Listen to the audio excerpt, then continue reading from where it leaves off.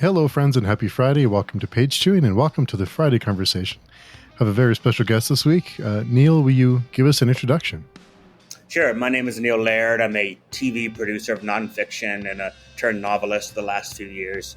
And both my books and my films really deal with mostly archaeology and history, international travel. I did about 15 years in National Geographic and Discovery Channel making all those mystery history shows and the ones that go into lost tombs and things. I'm always been enamored by that world. And then recently I've transitioned into writing books about a TV crew that time travels to those ancient time places. So basically taking my love of ancient history and travel and blending it with new directions of storytelling in the last couple of years. We have so much to get into. I have so many questions for you. But first, tell us about your books. What's the latest one is Primetime Travelers? Is that right? Correct. And that's the first one. It's the first one published. I have a few sitting in shelves, But this one is sort of a comedic Indiana Jones take with a gay theme. I'm gay, and it came out in the field as well. So I wanted to tell positive stories about not only gay life in the present day, but the ancient world, because my avenue is definitely Egypt, Rome, Greece, and I learned a lot about sexuality in ancient times and find out that actually in many ways things were better then than they are now. So I deal with some of that stuff. But mostly my books are time travel romps with a TV crew, a sort of feckless TV crew, many of whom I know well. Names were changed. But all those sort of ancient aliens-like shows that we all kind of sit there and have a beer with and laugh at, I've made some of those shows like that. Not that one, but similar. So it's like a crew that's in over their head. And in each book, they travel to the past to make a documentary. They keep wanting to win that Emmy. And luckily, they stumble upon a portal that goes through time, and they get to go back. In the first book, Primetime Travelers, and these are all the one thing that I bring into my books that I think make them unique, besides the perspective of a TV crew, which I know, because I make films, nonfiction films about this world. I bring a lot of truth into the storytelling. I can paint a world of what ancient Thebes was like in the Duat, which is the 12 hours of the underworld that the team travels through, the mythology of Egypt. My second book that comes out in September is called Primetime Pompeii, and they travel to ancient Pompeii on the eve of the eruption. So I did a great deal of research about those 48 hours before Vesuvius blew its top. And I'm able to bring all that history into basically what is a fun adventure, edge-of-your-seat romp. Oh, nice. For Primetime Travelers, you mentioned that they go back in time. Was that story based on any mythology or anything that you've heard about, or the background? It's a very good question, because I've talked with a few people about the book, and I never know what I'm going to write. There's if you talk to any kind of novelist or writer, one of the first questions we ask each other: are you a plotter or a pantser? I don't know if you've heard this term. And a plotter is someone who plots it all out, and a pantser, like me, is someone who flies by the seat of their pants, don't know what the hell they're writing until they write it. So when I first started Primetime Travelers a couple of years ago, I was actually writing about a real-life character named Seti, who was this British woman who moved to a temple called Abydos in Middle Egypt, the beautiful temple of Seti. It's one of the most gorgeous temples. It still has a roof. It's always been a magnet for kind of weirdos and mystics. And Seti claims she was reincarnated from pharaonic times, and this is the 80s and the 70s, and she's a daffy old lady from Blackheath, England, but they let her stay there. And Seti not only lived within the temple for 10 years, but she knew shit she shouldn't have. Archaeologists would say, what do you think's behind this wall? And sometimes she could answer them. She claims because, Seti is talking to her. I'm not a mystic in that regard, but I always wanted to tell a story about Seti. And then as I got into it, I realized, that story has sort of been told by biographies, but I was much more interested in bringing a contemporary spin on it and talk about how other people might deal with reincarnation and time travel. And so Seti is in there as a character. I changed her last name, but it's very much based on this real woman who's been dead since like 81. But that sprung into just a larger tapestry of a twisty-turny adventure with once I got the TV angle, and once I kind of got the idea of going to the past, I wanted to figure a good set piece of what would be interesting about ancient Egypt that's different. And I was fascinated by the mythology of Egypt. It's called the Duat, which is the underworld, which is basically the 12 hours of night. And if you ever go to a tomb in ancient Egypt and you see all these frescoes festooned with strange images, what they really are the 12 gates of the underworld that the pharaoh or anyone who's mummified has to negotiate every night. so they can rise again and live. That's what a mummy is for. So it preserves your body so you can survive the 12 gates, the duat, the underworld, and then come back and rise with the sun god Ra and do it all again the next night. And you need this kind of map along the wall to help you in case you forget things, because it's all spells and incantations. So it's a cheat sheet to get you to the field of reeds, which is paradise. So I thought, why not put a film crew in the field of reeds? Why not have them take a journey through the 12 gates? So I researched for months and months what the mythology of Egypt was, and what each gate has a different god or goddess that you have to basically trick or get past to get to the next level. And then each one gets harder. There's a field of spikes. There is a lake of memory where you look into it and you see your past lives who want to keep you there. Everything is trying to prevent you from reaching the field of reeds. So everything is a test to see if your mummy can survive the 12 hours until the 12th gate, which is heaven. So I use that just as a way to kind of get a modern day crew, a snarky crew with a camera crew and a drone and a cheesy host, an Indiana Jones wannabe guy that thinks he's doing everything, he's doing nothing. And it's them taking that journey through the 12 hours of the underworld. So where that came from, I don't know. It's just one of those things. As I sat down and started writing, it just bubbled up. And then Omseti became a much smaller and smaller part of the book as it went along. Of course. So for the crew and for your cast of characters, did you base any of those off of people that you've interacted with before?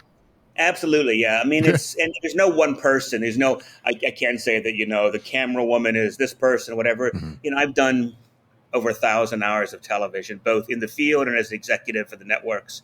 So my fingers are a lot of scripts and a lot of shoots. I've been out there.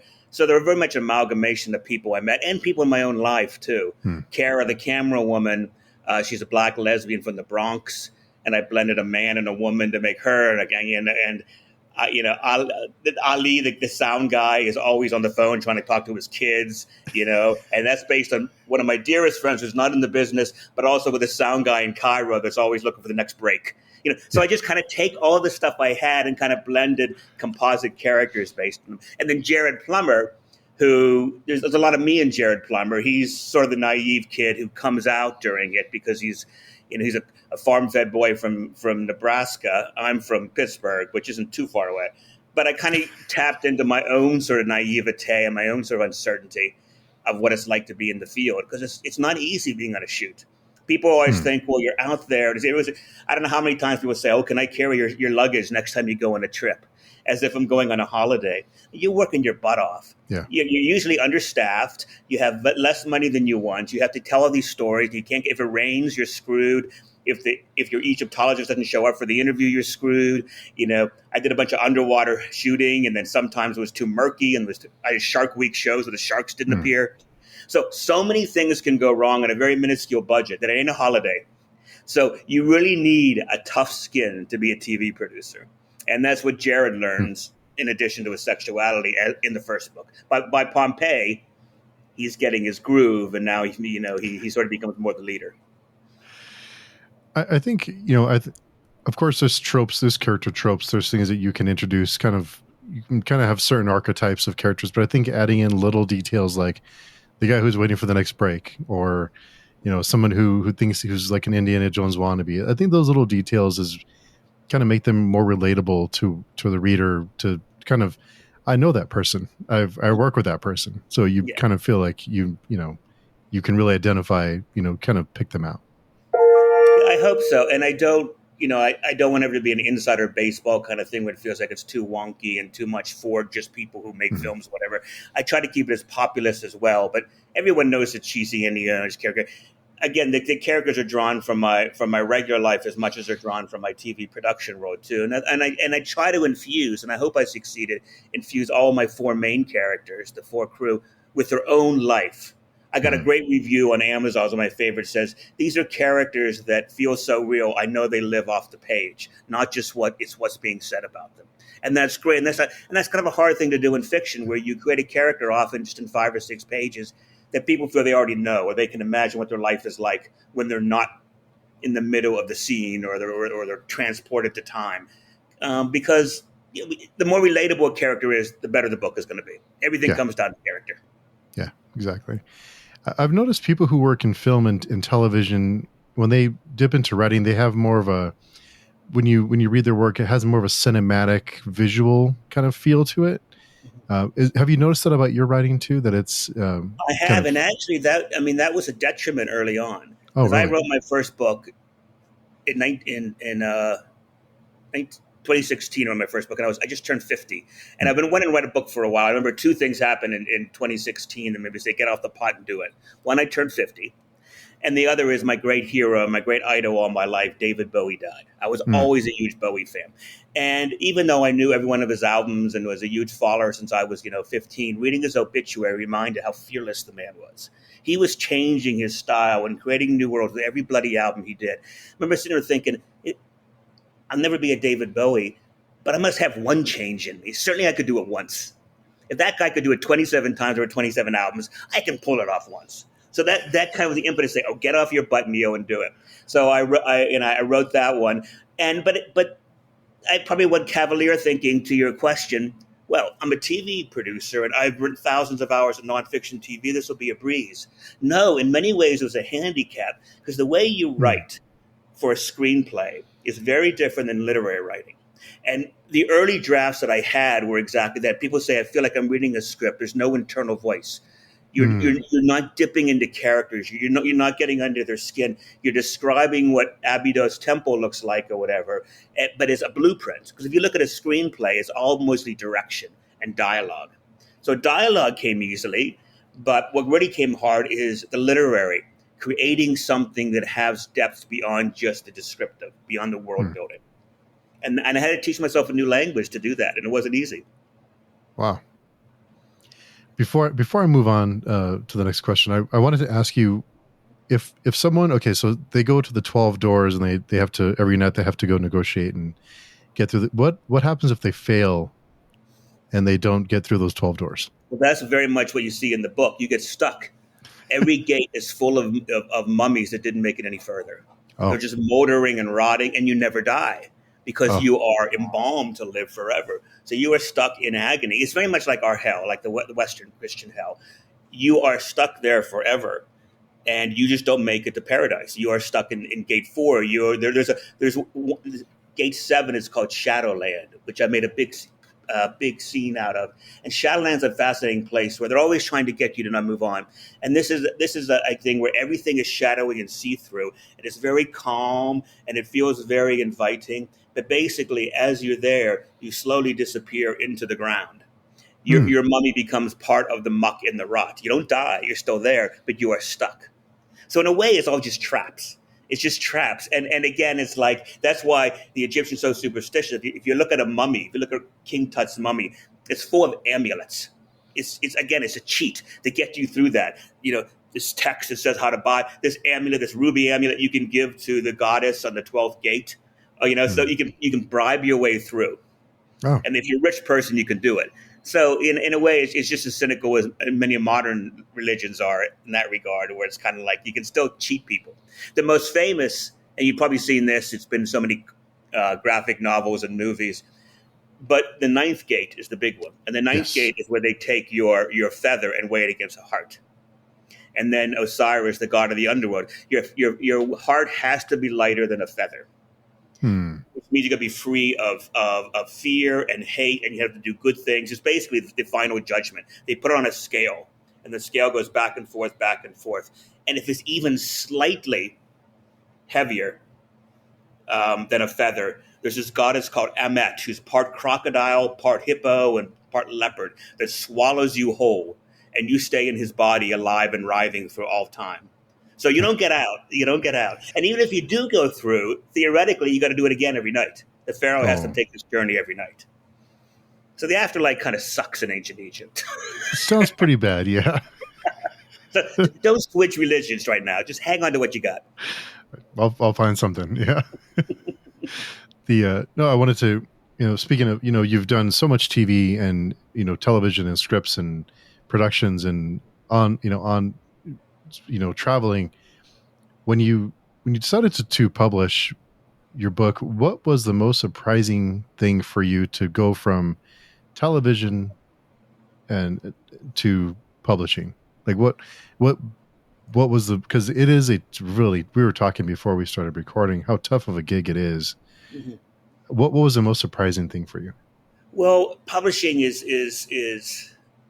I mean, television is a terrible place because of streaming service. This is why I lost my job. Mm. I lost my job because the entire Science channel went away last year, and I was an executive for Science. I was one of Oh, okay. 800 people that lost my job that day at Discovery last year.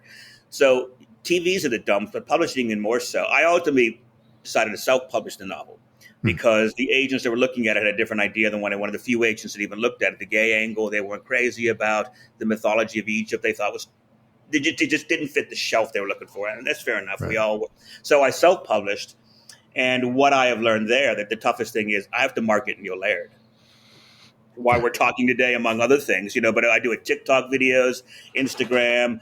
I go to conferences, that kind of stuff, and you really it's all about marketing these days. Whether you're traditionally published or whether you're independently published, you Yeah. have to really hustle for it because it's all about the personality as well as it is the book. It's so hard to get a book on a shelf. And then if Yeah. you go to Amazon, of course, you're one of 10,000 books that are about time travel at once or whatever. So there's a sliver of the pie. You have to really find what it is and capitalize it. And I do a series of videos called gay_history Mm. because one thing I know very well about, I know ancient history, but I also know what it was like with gay history in the ancient world. So all my videos, I just shot two today, one about Julius Caesar and one about Richard the Lionheart and were Oh, they gay wow. or and we look at the sexuality. And in many cases, there's facts to think they both were. But I try to give them all a positive spin, or at least, and also knowing there's perspective in terms of sexuality today is so different. If you go back to ancient Egypt, there wasn't a word for gay. The Mm. Romans accepted same sex between men, but they had limitations on what position you have. So if you were the active partner versus the passive partner was okay. So all of these sort of different. It wasn't until Christianity came along in the 5th century where it became sort of verboten. Mm. So those early cultures really didn't have a word for it.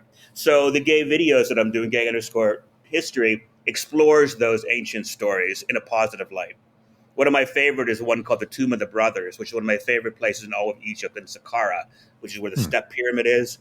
And they call it the Tomb of the Brothers mostly through modern day homophobia. But what it is two gay men who were buried clearly with the pharaoh's consent because it's a elite tomb in the shadow of a great pyramid, the fourth dynasty, 4,500 years ago.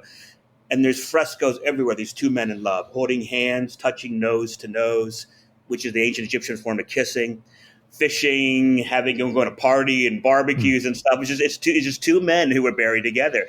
And clearly it was okay back then for these two elite men to, spend eternity together and go off on the duat together. It was only called the Tomb of the Brothers in 1960 under the different glare of modern times of homosexuality, where Egyptologists couldn't possibly assume these were two gay guys. So they assumed they had to be two brothers who were buried together. Or there's actually even one theory, even more crackpot, that they said they were Siamese twins, and that's why they're so closely linked together. They literally could not leave each other's side.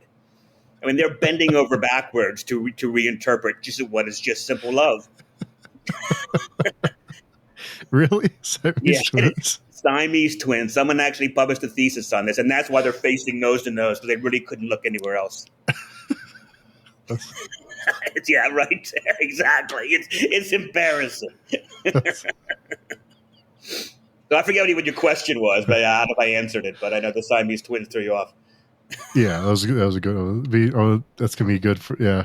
No, about the what surprised you most about publishing it? I think you kind of Yeah, think the I marketing part. it's a marketing certainly, and again, it's like this is not just self versus traditional. Everybody has to market, and there's so Yeah. little money. A friend of mine is a very successful children's author who's traditionally published. She's out there hustling and doing all this work and doing it all because the publishing houses, give her like $10.50 or something to do it for the year. There's just so little money to spread, which is why I still Yeah. my feet in television as well as writing, because again, I know writing is not going to make me uber wealthy. I think keep doing the TV stuff, and hopefully it can supplement me going off and writing these books. Yeah, I talked to a lot of authors, and sometimes they'll talk about I self published because I didn't want to spend years querying and hope to get it published, but with the publisher. So I self published. Then I talk to people who really wait out for a publisher, and they finally get a publisher, and then they don't get any help marketing. So I guess where I would be in that is like, do I want to give up my publication rights to wait for years to give up publication rights to give up to change the story that I wanted to tell potentially, what's the benefit? What's the why?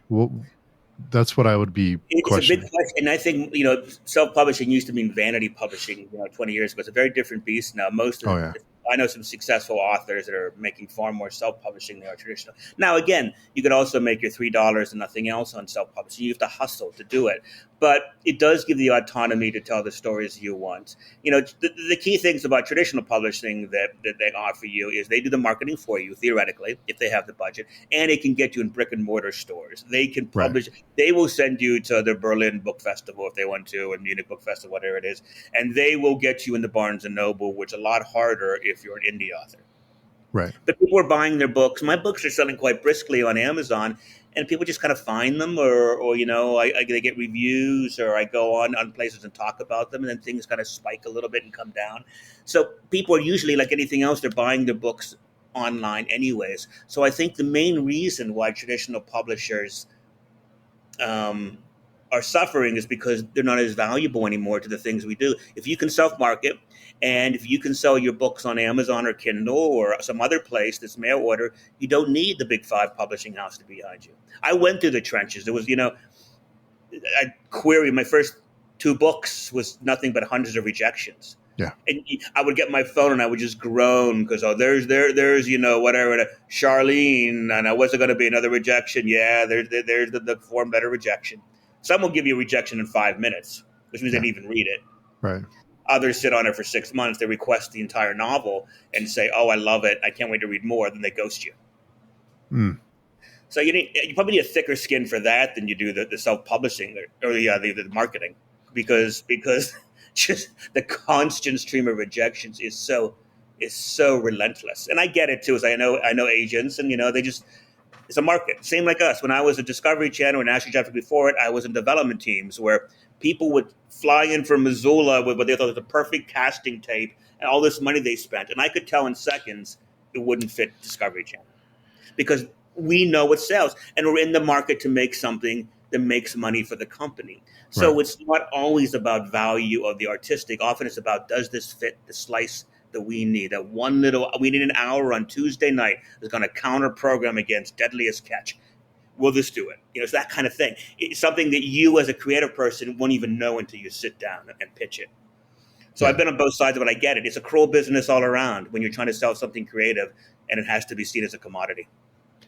that must be soul crushing though to spend all this time writing to get it edited, to get to do all this work, and then just to get rejection and rejection. I mean, even if you know that it's just part of the business or it's just not what they're looking for, or whatever the reason is, it must be really, really It hurts. tough. It still hurts. And even you know, I queried this book before I decided to go self-publishing, and then made some changes that made it different because self-publishing is a different set of rules than traditional publishing. But even when I knew I was going to go this route, a rejection still hurt because you can't help but take it personal. Yeah.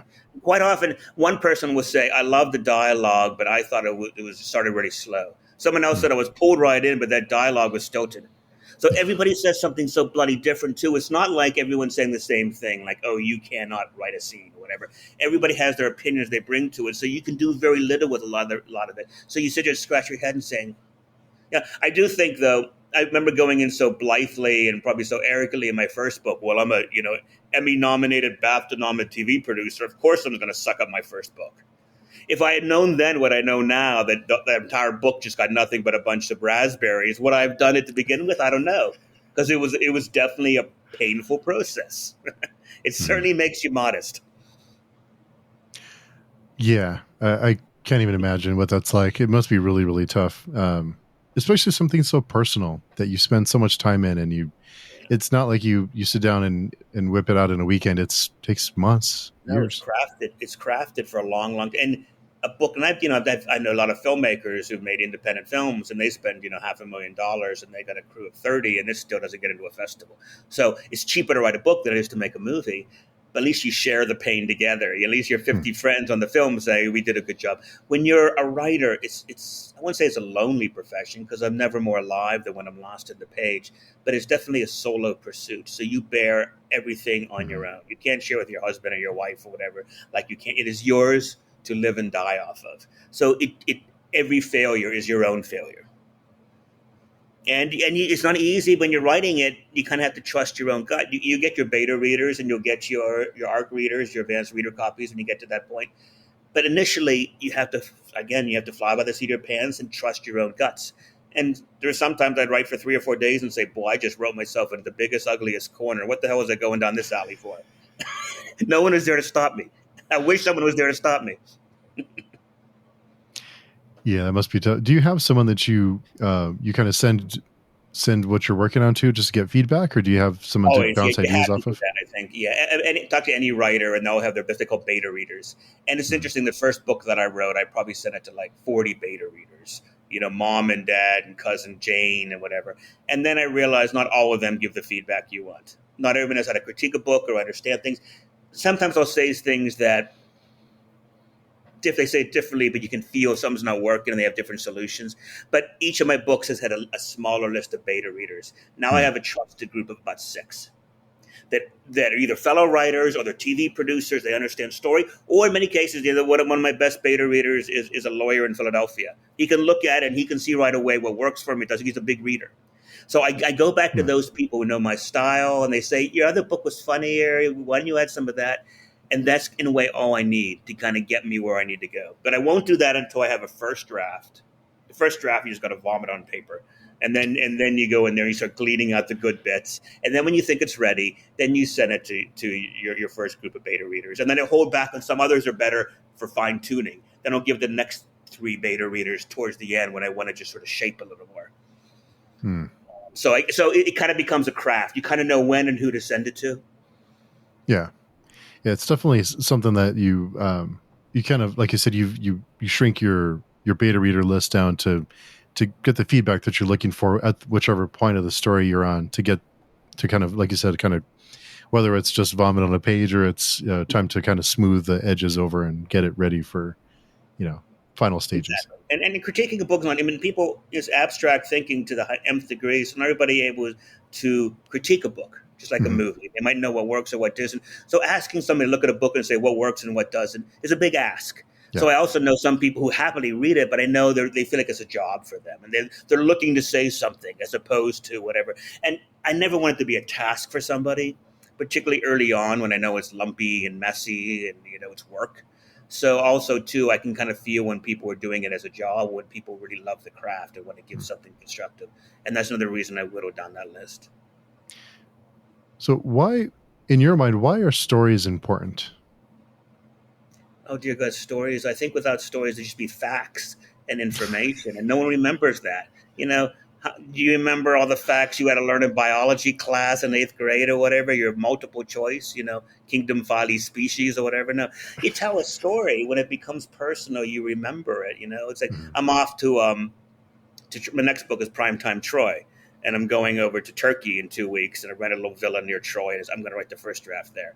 And then a perfect example, we know about the Trojan War, this obscure little war from Bronze Age, because the Iliad, because someone like Homer wrote that stuff down, and telling stories of Achilles and Patroclus and Agamemnon, they're so raw, and those emotions, as we mentioned before, about the humanity behind them, is so immediate and so touching that we're still reading that bloody thing two Mhm. and a half thousand years later, because it's a story. It's not because we give a crap about the Trojan War and about who is going to win the Bronze Age. No, it's because you care about Achilles' anger towards the death of Patroclus, and Priam's tears when he wants his son back just to bury him properly. Those are universal things, and that's Mhm. why things live forever. And the Iliad was also told orally. It was sitting around a campfire telling stories. So those go way back. I think it's part of our DNA. I think stories resonate far more than facts. I mean, that's why I had a podcast a few days ago. It was about archaeology, and they say, "Why didn't you become an archaeologist if you love ancient history so much?" Because I want to tell stories. I don't want to find potsherds. A potsherd doesn't tell you anything. But if you tell me about the potter who made it, whether it's fictional or not, that will resonate. Those are stories I want Yeah. to tell. To me, that's what I'm drawn to. I like to take those things and kind of imagine them and bring that world back to life. And if you can fire the imagination of somebody else while they're reading it, or touch their emotions, it's going to resonate far more than a history book they read about Bronze Age Europe. Definitely. Very well said. Yeah. With all the traveling you've done, I would imagine you've been in some pretty amazing places. And I wonder if there's places on this planet that you just, there's something different about them. Like there's things that you probably wouldn't believe unless you saw it. Was there anything that you've seen that have really stuck with you that kind of give you the Oh, so goosebumps? many, so many. You know, it's a tough thing to pick. Obviously, Egypt has my heart, but I certainly have gone many places beyond. I think there's certain places where I didn't realize the majesty and beauty of them until I got there. I think one place, mostly because I didn't know much about it, and it was sort of off limits, was Burma. I went to Hmm. Myanmar today. There's a place called Bagan there, and I don't know if you've seen pictures of it. Hmm. And it's a place I've only seen a few images of. When I got there, I was gobsmacked. I could not believe this place existed, and I didn't know about it. Because what it is miles and miles of these beautiful Hindu-era temples from the medieval period, spread out over a vast plain and nothing else for miles and miles and miles. They're just Hmm. festooned across the sort of jungle landscape and the in fields of farms and stuff. And you get a bicycle when you go from one to the other, and it's just this vast. There's a winding river that goes through it, and you have these sites all to yourself, and they're very magical. And Hmm. I think, because one of the reasons we didn't know about it, because obviously Burma is such an oppressed culture, and the junta there didn't allow people to go. But even then, it's not a place that I really knew existed. And to me, it is as beautiful as Petra or Giza or any other UNESCO heritage site. It is just sumptuous and gorgeous, and it's sort of still unknown. So I Hmm. still love stumbling onto those places that still fire my imagination and say, holy shit, how did mankind get to this point that they created this? And how come we don't know about it? These high water marks that have just disappeared. Wow. Um, was there any place that kind of creeped you out a little bit, that thought there's something strange about this place? Maybe just East New York. I thought you said Yeah, Jersey, probably but yeah, JFK. I always keep the windows up. No, fair I mean, enough. look, there's some place, invariably, there's countries that I love more than others. And a lot of it's the people and the culture and how I think how it's been appropriated by the modern world. Like, Hmm. I love Southeast Asia, but I had a very disappointing trip to Vietnam several years ago. And I've Hmm. always wanted to know about Vietnam. Of course, as Americans, we have all the extra fascination about the war, and we know about it. But when Vietnam opened up for tourists, they embraced it so fully that we were just walking ATMs there. Hmm. Everything's about a hard sell job. So the authenticity of what you imagine this beautiful, idyllic setting has been shattered, at least in my eye. But everyone in your face trying to sell you something, and everything seemed plastic, and everything just felt like you're only there to serve their pockets. And Hmm. I mean, look, they need to make money. That happens in Egypt and India as well. But they still have this. You can still get away from that, and someone will sit down and talk to you, and you can sit under, the gas of India and chat with somebody after they realize you're not going to buy that scarf. But Vietnam kind of left me cold because I didn't feel anything beyond that. And that's just my personal thing. I'm sure someone Yeah. else would go and have a loving. So I don't want to badmouth Vietnam and say, don't go. That they're all just, a bunch of stingy merchants. But my feeling was here's this gorgeous landscape that has sort of been rendered kind of ugly and base by the way Hmm. people are using it purely as commodity. That was a Hmm. personal experience only. So if any Vietnamese listening, come on next week and toss me under the bus, please.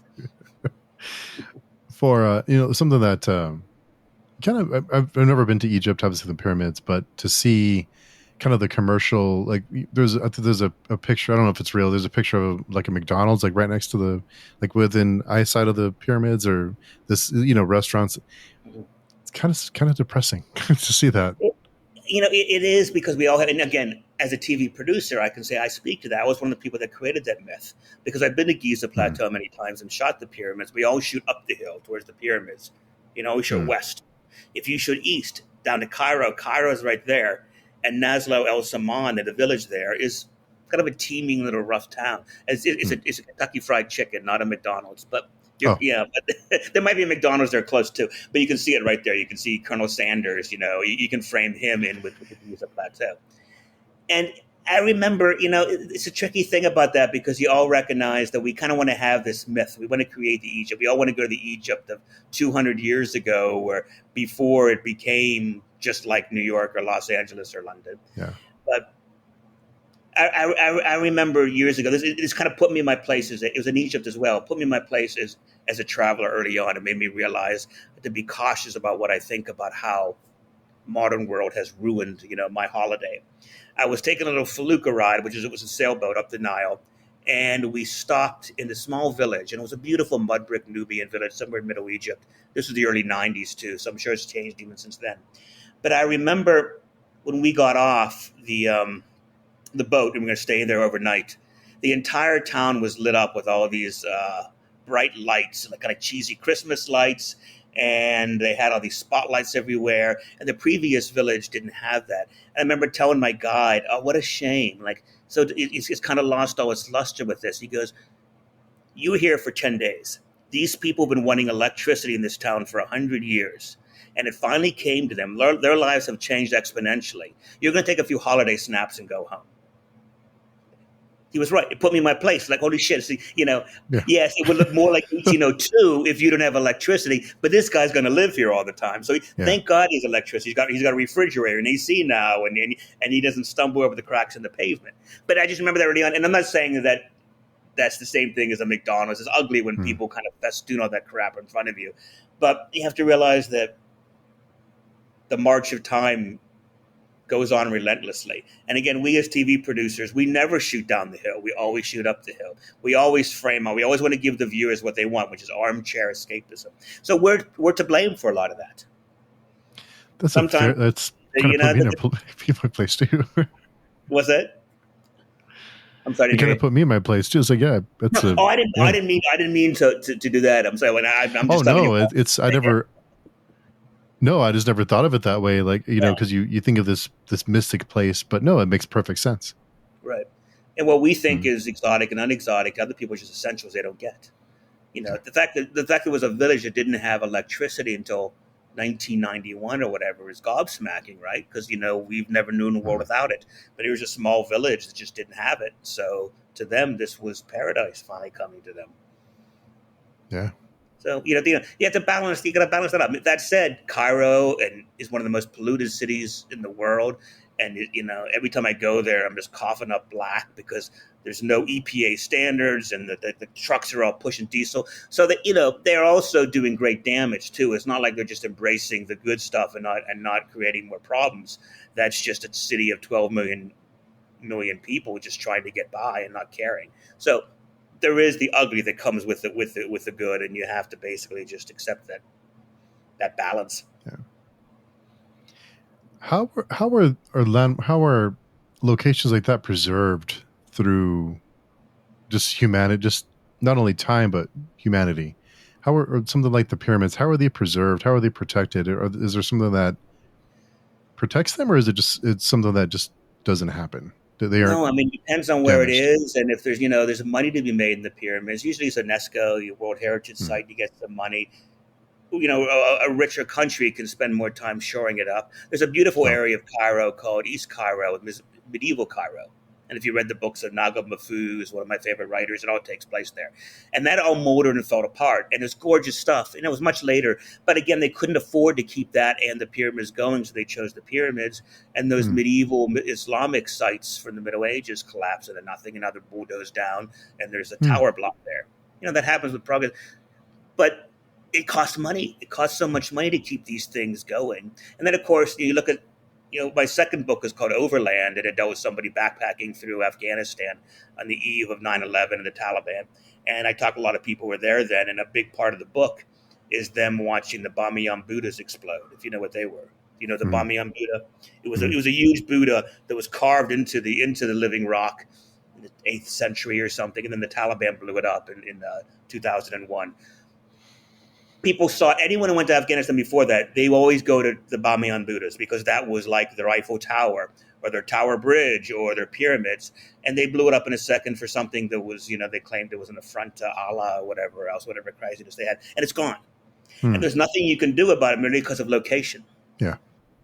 The previous government made that, UNESCO was there all the time shoring it up. And then in 5 seconds, the whole thing came tumbling down. So in a way, it's kind of amazing that more things haven't been destroyed than they are, considering the march of time, considering how many people have trod over the world, the fact that so many things do still exist we can applaud ourselves for. Somewhere, Wow. someone along the way must have recognized.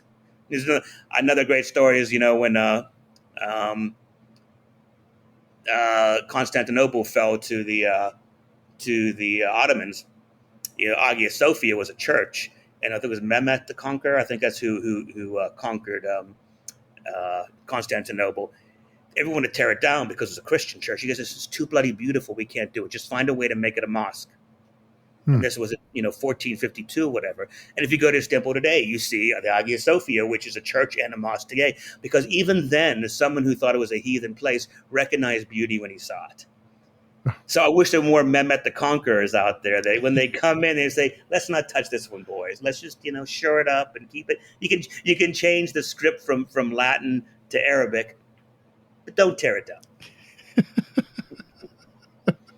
Let's repurpose and not destroy. Yeah. Exactly. Right. Reimagine. Yeah. I'm sure you've heard all the conspiracy theories about all the different landmarks and ancient aliens and that kind of stuff. Are there any conspiracies that, now that you've been to all these really exotic, beautiful places, are there any conspiracy theories like that you think, well, maybe there's something strange about this place? I'm not. I guess I'm so fascinated about the people who build things Mhm. rather than, the crackpot theories of they had to get help from aliens or whatever else. That I think it's more fascinating to understand, like, why and how humanity came to this point that they built pyramids in the jungle, or that Bagan existed for hundreds of years. To me, that's far more fascinating. I'm not a mystical person in that regard, and in a way, I kind of want to be, because the places are very transporting. When you're sitting there at a temple and the sun goes down and you're all alone on the Myanmar River, or you can't help but kind of feel there's a certain tinge in the air that's not of this world. But no, I don't think that we need any help beyond just humankind's endeavor. The very first film I did, that's the thesis film I did for school about the Great Sphinx. The main reason I was able to get in there was because I had a friend whose father was in the antiquities board, so he gave me a free pass. But the people who were restoring the Sphinx at the time were very keen to counter a big TV show that had just aired with Charlton Heston narrating, Hmm. claiming the Sphinx was 10,500 years old based on water erosion, and therefore built by an alien race that came down from the heavens, built this thing, and then disappeared. And then, 6,000 years later, another human culture came along and replicated this thing buried in sand. It's just total bullshit, absolute rubbish. So they said, if you can come in and give us a voice to talk about that, we'll let you do whatever little other story you want to tell. So I learned a lot about all that, and I was so very quick to learn what people think is a conspiracy can be answered by just looking in a different way. Like, so they claim that the Sphinx they do the water erosion on the middle of the Sphinx. The way it's restored, the way it's eroding shows it is 10,000 years older than they think. And that because the top of the head doesn't have, there's all this kind of bullshit geology stuff. But what they didn't take into account is different layers of rock, and different layers of Hmm. rock erode very differently. So in 10 seconds, a geologist dispelled me of an entire book's premise. I remember a Hmm. more modern one. I was doing a show about the Oklahoma City bombing for History Channel. This was 15 years ago, a couple years after the Oklahoma. So I went to the Murrah building and I talked to the survivors. The first place I went, first interview I had, it was a guy named somebody Nichols, Terry Nichols' brother. Terry Nichols was one of the bombers. He helped buy the fertilizer and stuff. And so I met his brother, who was on this wacko up there in Michigan, who was a big conspiracy buff. And I was a young kid at the time, and I had my eyes open for anything. And as we're talking, he says, "Well, the government blew up the Murrah building, not my brother." Okay, how do you know that? He goes, "Well, they claim it was the Ryder truck that exploded out front, and that's what brought the building down. But have you ever seen the crater of a truck? If a truck exploded outside the Murrah building, you would see a huge crater there. Hmm. Didn't exist because he claims because it was all an inside job, and there was yeah, you're rolling your eyes already, Yeah. right? And there Yeah. was bombs inside that brought it down." I said, "Well, you know what? I have been researching this damn show for 6 months, and I have not seen one image of a crater outside the Murrah building." And a few weeks later, I was down in Nashville interviewing the head of the FBI at the time, who was there and overseeing the case. And he asked me where I was, and I said, "Oh, last week I interviewed Nichols." And I said, "By the way," and I mentioned this thing. And he goes, "Oh, really? Is that what he said?" And then he opened up his briefcase. I'm going to give you some photos here. I wasn't going to give you this one because it's such a lousy photo. And he handed me a shot of the bomb crater. It was just out of focus. Because we don't Hmm. release this one to the press because the focus is really bad. You can't really tell what it is. So we get to the press one of the ones that look better. But here it is. You can have it. So in a second, their theory, the absence of evidence, is what impels all these people, all these nut jobs who claim that if you can't prove something, therefore something else has to take its place. Yeah. No, it was just a fuzzy photo. Yeah. No, it was just two different layers of rocks. In mere seconds, these people came along and dismissed people's entire premise they based books and movies on. So I'm not saying that everybody has it right. I'm not saying the FBI has it right or the archaeologists always have it right. But you have to do your research. And when you dig a bit, you realize most of these crackpot theories can be answered in seconds. Yeah. I think some of it, especially with big landmarks like the pyramids or big, these big, huge structures. I think for some people it's easier to think, oh, well, it must be aliens because it's harder to imagine so many lives that were lost Mm-hmm. and all the people that put in their work and devoted their lives to it, or whether voluntary or not.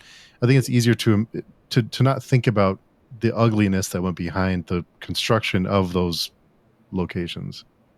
Absolutely. I think we can't imagine that people would subject themselves to that. Will be a revolt or whatever. Slavery existed up until Hmm. 1865 in this country. So Yeah. it's not exactly something that's from the ancient world. It's something that we very much use forced labor. Hitler certainly survived on that. If you look at the tunnels and the bunkers and all that stuff in Poland, that was all by forced labor. You get people at the whip and they do it. Now they claim that the Egyptians were not slaves, the people who built Hmm. it, and it's probably true. I think it was more about a meeting of the minds. Hmm. What's fascinating about the pyramids to me, and this is an archaeologist who told me, I'm quoting him. He says, "What's more fascinating about how humans built the pyramids, or how Egyptians built the pyramids, is how the pyramids built Egypt." Hmm. And what he means is, for the first time in history, as we know it, a massive public work came together. All of these people felt that we needed this huge temple, basically stairs to the gods, and they were conscripted. They came out, and maybe everybody didn't feel it collectively the same way, but they all came together, and they all probably got paid, and they all probably got fed while they were there, and they built this monument because of some sort of moment in history. It all kind of came together.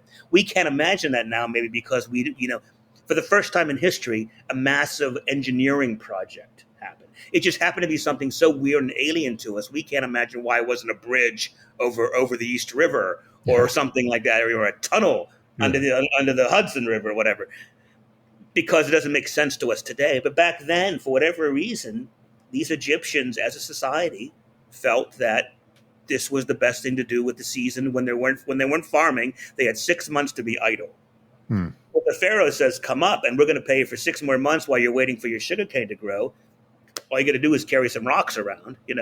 I'm sure it wasn't quite as easy as that. I'm sure it was pretty ugly for people. A lot of people did it. I ain't saying it was a cakewalk, but I also don't think it has to be a sense of depravity and Hmm. and hardship and slavery. It very much could have been just people coming together and creating something that collectively in 4500 BC meant something to people and a deep spiritual level that we can no longer tap into.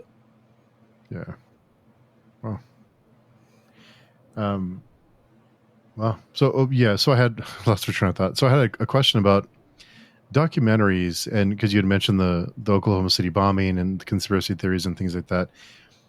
When you construct a documentary, were you ever given kind of what to focus on, or is it just kind of you go out and investigate and you build the narrative through what you find or through history, or were you ever given something or kind of certain things to focus on, or certain, I don't want to say slant, but certain things to kind of dispel, or a certain one way or another, like a slant, I guess, Yeah, on no, the story that's a you're fair telling. word, and the answer is yes, always, Oh, okay. because it's expensive. I mean, if you do a verite documentary, when I was in film school, I worked on this documentary called Hoop Dreams. I don't know if you remember that. It was following two, Yeah. Yeah. won an Oscar. It was a fantastic experience to work with these wonderful filmmakers, and that was 350 hours over 7 years of footage. That was money and Hmm. time. when I work for Geographic or Discovery, we have 6 days to get it done and get in there, and then 19 more episodes to deliver by June. So Wow. you can't just wait. I'm exaggerating, but you can't Oh just no, wait but still, for yeah. it to happen. You have to go there. So we pre-script everything. So, obviously you don't know what the interviews are going to say, though you kind of create what you want them to say. You write the script and you go out, and then you kind of want them to give you a walk around Abydos and show you this and show you that, because you want to lead to this scene. So you have the skeleton already.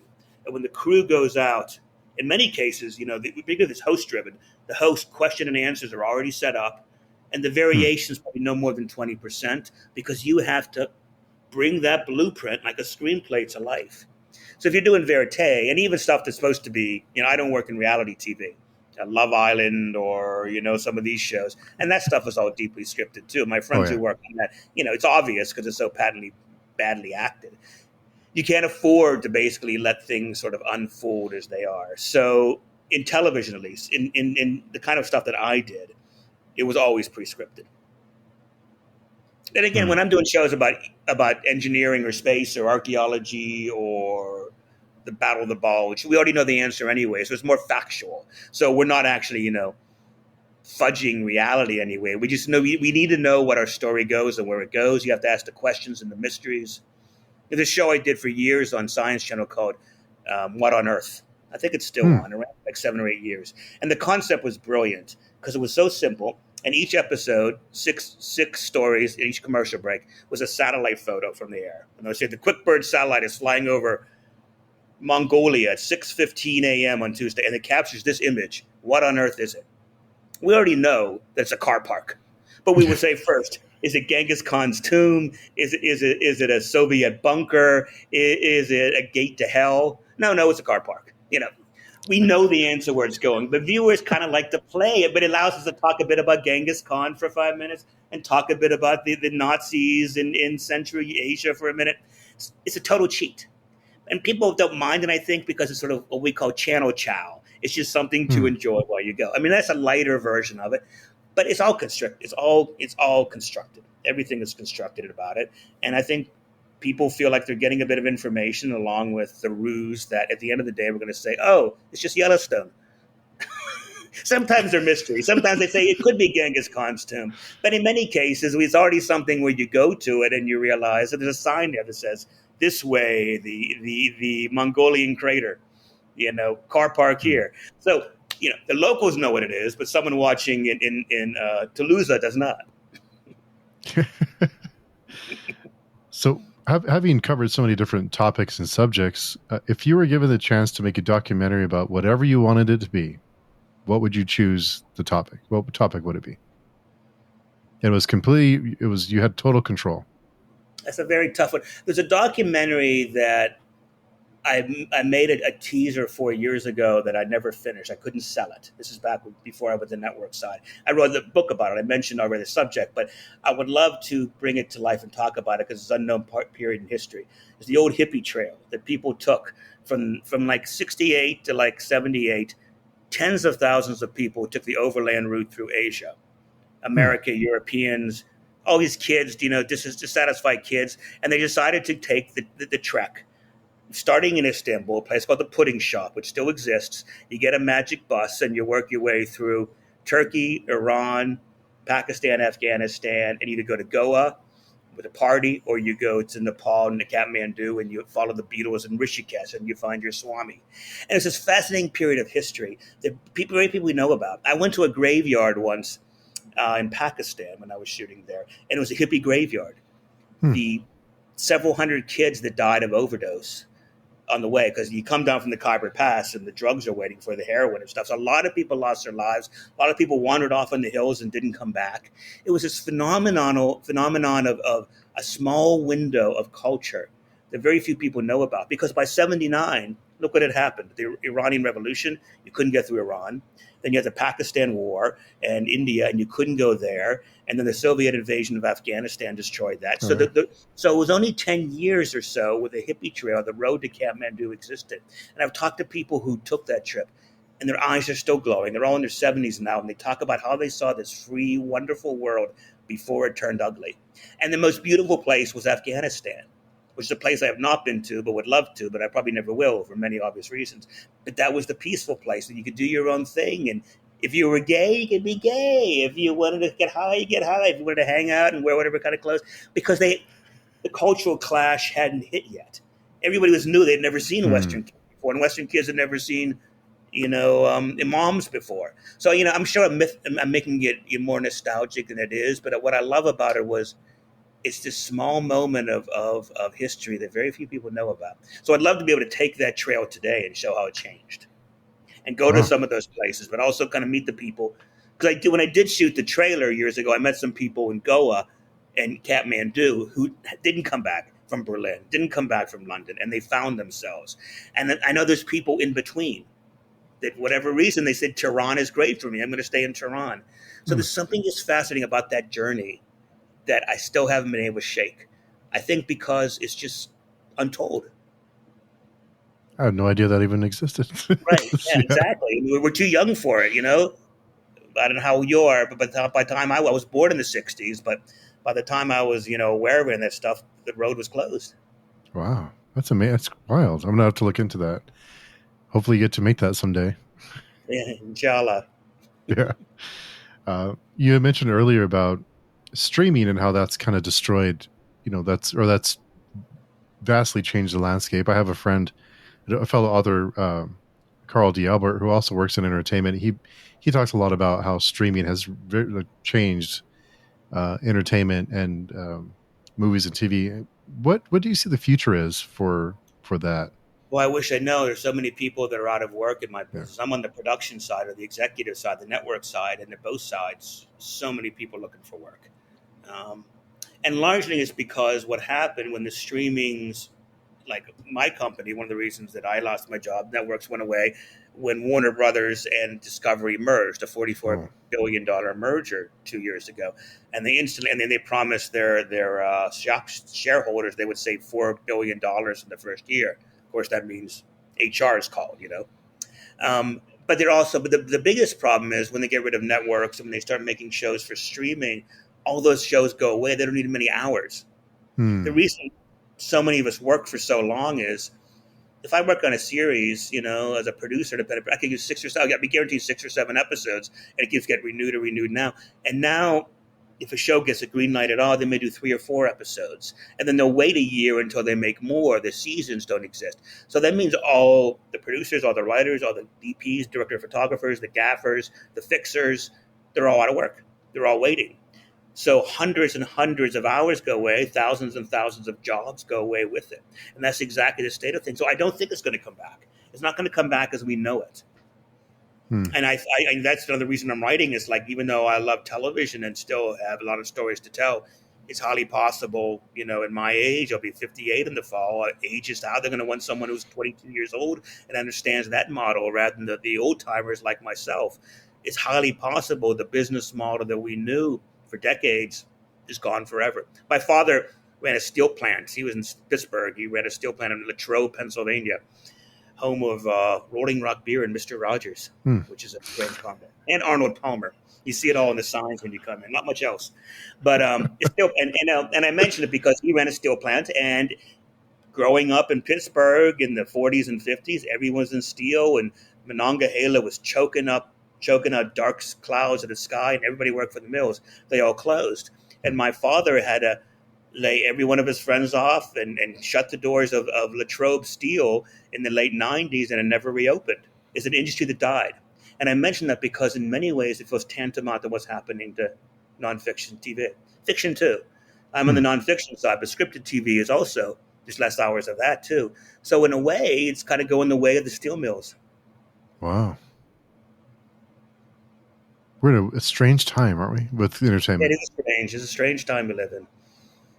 It is. Seeing the Yeah. end of things, and I fear the rise of other things, and it's like, ooh, we're on the cusp of something. Yeah. With for writing and for publishing, are you concerned about AI? Oh, it's a huge, big problem. It's a huge problem. And in fact, I got my album. I just looking at my album, my book cover today for Primetime Pompeii.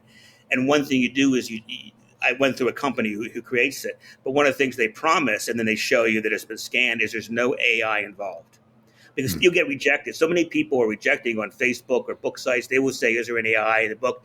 People are trying to fight back because they realize, just like it's just like television. Every book cover that is created by AI, every book that is written by AI means a writer or an illustrator is out of work.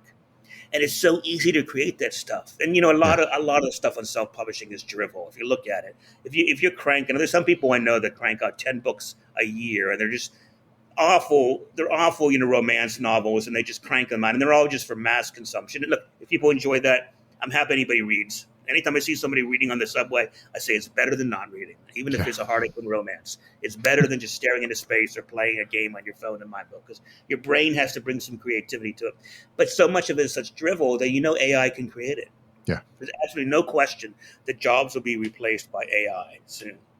And you may not need all these novels and all this creativity. If you can say, write me a book about the hippie trail as if written by Hemingway, in 5 or 6 years, you probably could. Yeah. And that may be enough. Yeah. It's terrifying and embracing. It's amazing that we created this thing. But for the creative world, and I'm sure for many, many others too, I live in my own little bubble, it is the death knell of a lot of businesses, a lot of income, a lot of creativity. Because AI is going to be that. We're just getting started. We're just getting Yeah. started with AI. This is like year two. Yeah. Yeah. It's wild. And I wonder.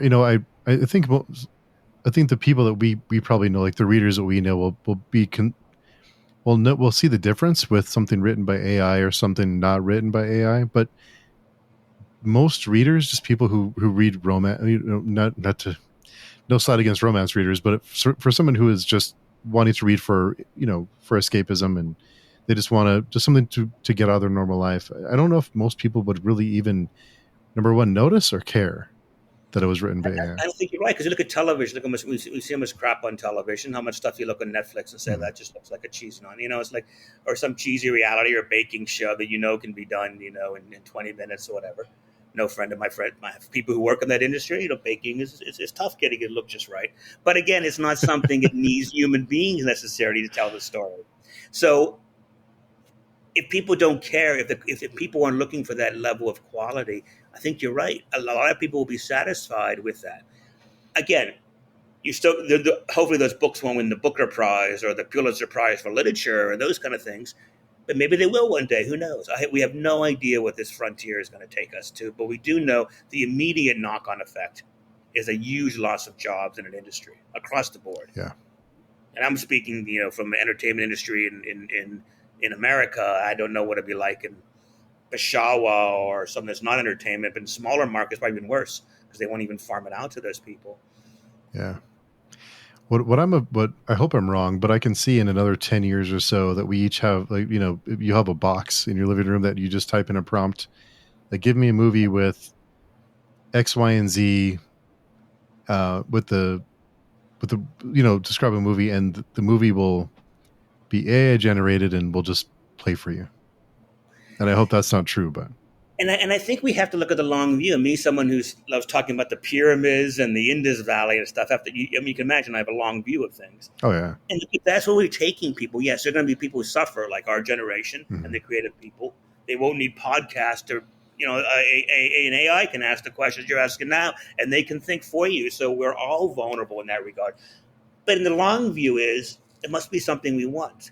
If we're embracing it, just like people probably poo-pooed talking pictures or the damn color TVs, whatever. I mean, what I'm saying is all these people are saying we don't need this, things are better before. But this is the world that we're entering, and it's not for our generation.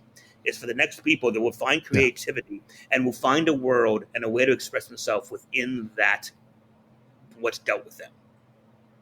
So, hopefully, I think creativity won't go away. It will change. It'll be a different thing than we know now. Just like if we probably Yeah. went back and watched kabuki theater in 15th century Japan, we'd be yawning in 30 seconds and looking for the exit. They loved it. So you have to look at what you have in front of you and what appeals to the people. And a 10-year-old kid today is going to be so wrapped up in AI and understand it so implicitly and so emotionally in ways that you and I don't, that they won't want to watch some old boring National Geographic documentary or read a 350-page novel. Mhm. You know, So again, I don't know if it's good or bad. It just is, and that's the world we're going into, and that's what's going to happen in the 21st century. So if you don't embrace it, at least we don't assume that it's all evil and it's all out to get us. Yeah. On the immediate level, it is. The immediate, is for those of us that are paying the mortgage. But 50 years from now, it'll right itself. Oh, it's wild.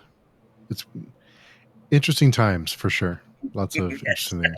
I can see the air quotes around interesting when you say that. Yeah. Well, I mean, like you said, it's evolving. I mean, it's think back to the '90s when the internet rolled around and people were afraid of the internet, and and it's like it's just a tool that you can use, and I know a lot of people who were afraid of it, and we're here talking, you know, two complete strangers talking about books and movie TV. So it's a great thing, but it's scary. So I guess it's how you navigate through it.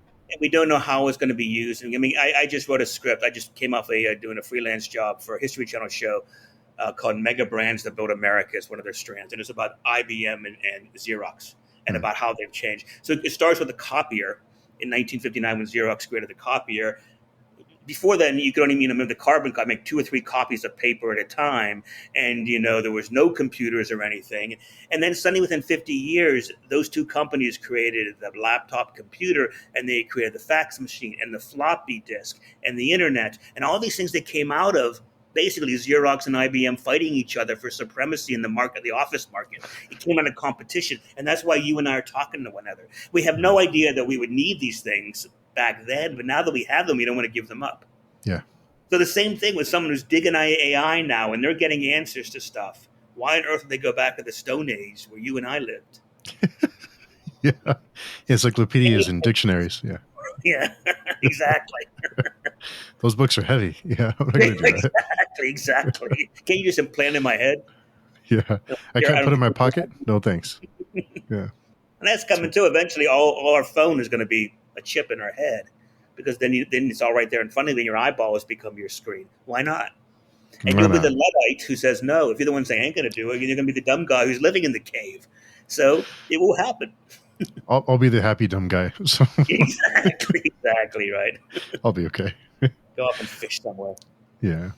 I have a couple more questions for you. I was to before we wrap up. I wanted to ask you about, because one of the questions on your bio was what it's like to be a gay producer around the world, and I wondered if you were treated differently in different parts of the world, or if it was some places it's nothing. It's in some places it's something that's focused on. How different is it around the world to experience that? It's a thing, answer. I've never happily say 70 countries, and I've never been the victim of any kind of gay hate crime or anything like that. A lot because you mind your P's and Q's, obviously. If I travel with my husband on a holiday, if we're in a conservative country, we won't hold hands or kiss by the pier or whatever. You got to play the obvious things. But I have found around the world, at the end of the day, the individual people don't care. It's usually the 5% of people that are shouting the loudest, the zealots, the people that have something to prove, and they're the ones that we assume. And I spend a lot of time in Muslim countries, which are very conservative, and they definitely have an attitude where sexuality, homosexuality, has to be repressed and hidden. But what I see more of is not hate towards us, but when I'm walking around a park in Istanbul, if I'm walking around the Nile Valley on my own, I get hit on by so many men. Wow. These are guys that are repressed. Yeah. They do not have, they're gay in the closet, or they're curious or whatever. They can't do it at home, obviously. They can't do it, at the mosque. They have to have a wife and their kids. But, some decadent Westerner coming in for a week or two, let's try him. So you can feel the repression with people, just desperate guys, often sometimes older guys, and they have, they're not even doing it very well. but they are coming on strong because you can tell they've hiding this sexuality so deep inside. So I see a lot more of that. There's self-pain than I do pain inflicted towards me by being a visitor in their country. Interesting.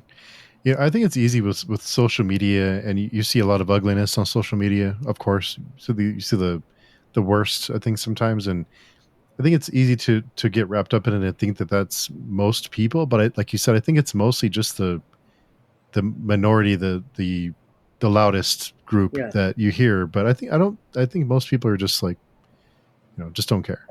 Look, anything could happen in the future. But in all the countries I've been to, I met people I've liked and I didn't like. People who are cold and people that were, warm and embracing, inviting me in their house. But I didn't have anybody that just hated me on the get go or just was out to hate you. It's very kind of a wonderful, affirming thing where just kind of like most people were in these countries are just happy you're there. When I was in Iran, people were just so surprised that an American was in Iran. I could have looked like, an alien with six heads, and they would have taken me in and fed me just because, oh, thank you for thinking of us. Oh, wow. And I don't talk about sexuality. Yeah. I remember going to Ghana, a friend of a friend, and I stayed at a guy's house, and it was my husband's aunt who has a church down there, so I stayed through him. And then as soon as he picked up in the car, having no idea, he started railing against gay marriage and how disgusting and decadent and awful it was because Obama had just passed it. It was just being like that year. So I just stayed quiet. They have no idea. Oh, well, I'm married to your friend's nephew. I didn't have because there's no point to it. You're only there. You're a guest in their country. There's no point. And fighting a cultural thing. So I guess it's sad sometimes where I want to say something and I don't. But at the end of the day, what's the point of it unless someone really wants a teachable moment? Yeah. And most people, as you say, the 5% of them are shouting the loudest on either side of the aisles over here or anywhere. They don't want a teachable moment. They want to drown out the other side. So you're not going to change people's mind anyway. So I just try to tread lightly and just, I'm very quick to tell people when they do ask about it, if we're sitting there and they say, are you married? I say, yes, his name is Carl. And sometimes they say, oh, I didn't know, but I've never been thrown out of someone's house. Yeah. So, it's because it's all just, everyone's a different journey. So I have to accept that. My parents are very Catholic and it took them a while to come around about it. And now, of course, they're fine with it and Carl's part of the family, but a lot of it's because you're broadsided by it. You don't know what to say or how to say it. Yeah. So people expect the worst of you. Yeah. People always think I'm going to hit on them. It's like, baby, you ain't my type. Don't worry. Yeah. Yeah, you are safe tonight, my friend.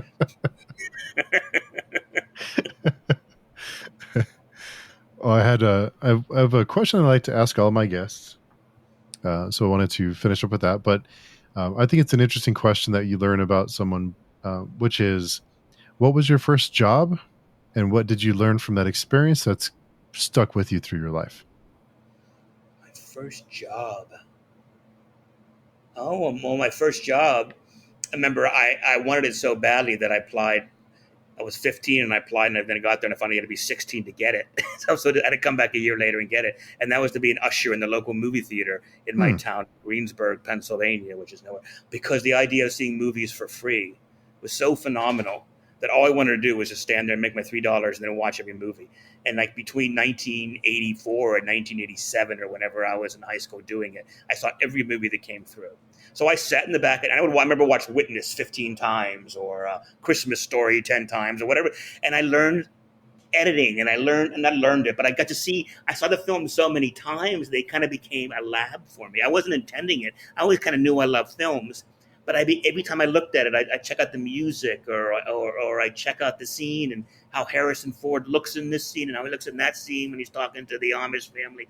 All these kind of things, it was a perfect place for me to delve into storytelling and to basically see. And I would see all kind of shit, Conan the Destroyer 6 times or whatever. Whatever was there, it didn't matter. It was free. I had to stand there anyways and clean up the boxes when everyone was gone. So I just kind of got into the minutia of it.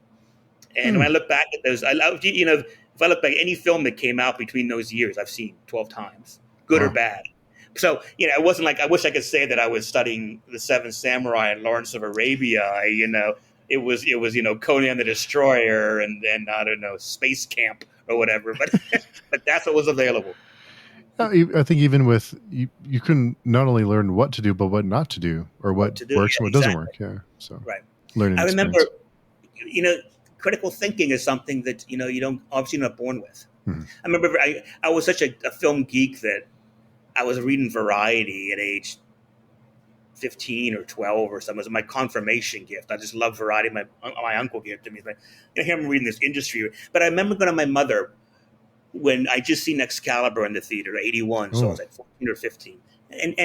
And I remember the review was negative, and I just seen and loved it. And I remember going to my mother and saying, they didn't like this film. What does this mean? Why didn't they like it? And she goes, you don't understand now, but you will. in a way, maybe she was cooking and me out of the kitchen too. I don't know, but it resonated with me because basically saying just give it time. Yeah. Critical thinking is something that you learn. And I think over the next couple of years, a lot by watching those movies, I kind of recognize, oh, that scene didn't work. They said this, and the last scene doesn't make any sense. So when you start to decode them, Hmm.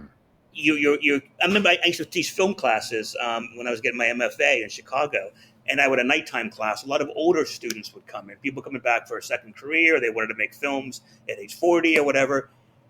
And what surprised me across the board, and again, we're talking now, this is the mid 90s, but probably much hasn't changed, was I would give people the first assignment was take two films and compare it. Seems simple enough.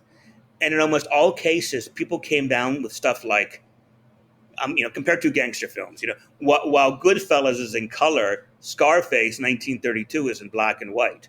Why this one is 92 minutes, they weren't thinking critically. They were literally comparing the minutia of it Hmm. as opposed to the abstract principles within it.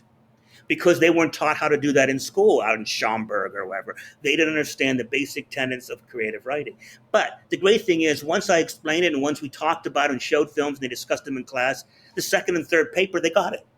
Oh. The penny dropped. And in many cases, people understood it. So it's just something that just has to be, it's like something has to be sort of switched on in the head. And because it's not something that we need to survive, Neolithic man didn't necessarily need critical thinking and understand why this cave painting was better than that one. And maybe they did, I don't know. But, when you want to be a filmmaker, you better understand what critical thinking is and how to tell Goodfellas apart from, I don't know, Johnny Dangerously. They're not the same film. No, they're not. I think it's a change from being a passive watcher versus active. I think it's Yeah. like you said, it's like flip that And switch on. not be afraid to have an opinion. Yeah. Yeah. Now it seems like everyone has an opinion now, but yeah. Yeah, well, yeah, and most we know where that statement goes, right? Everybody has an opinion. Yeah, exactly. But Neil, thank you so much. It's been a pleasure to speak with you. I really appreciate it. No, it was wonderful. Hopefully, it touched on some things that intrigued you and that the listeners will be into as well. Oh yeah, definitely. And so for anyone wanting to get in touch with you or wanting to find your work, where's the best place to find you and your work? I'm on Facebook author page or my website, neillaird.com. And then my book, Primetime Travelers, the first one is already out on Amazon. And then Primetime Pompeii will come out on Amazon probably in September. September? So Okay. if you just Google my name on there, it'll pop up. Cool. And I'll add all those links down in the description. So Great, you thanks. just click down there and I love it. find People, it's all about reviews and feedbacks. The great thing about a series is I love to know what people think about characters and story and where they want to go next. So people do read and they like it or they don't like something, hop on my site and tell me because, I'm about to go in the field and write the third book and then there'll probably be primetime renaissance after that or whatever. I have no idea where it's going. So I love to hear what people think and what works and what doesn't. Awesome. Well, thanks again. Like I said, really appreciate your time and I hope to do it again soon. It was an absolute pleasure. I'm always around. So Awesome. thanks so much for Thank having you. me. All right. Cheers.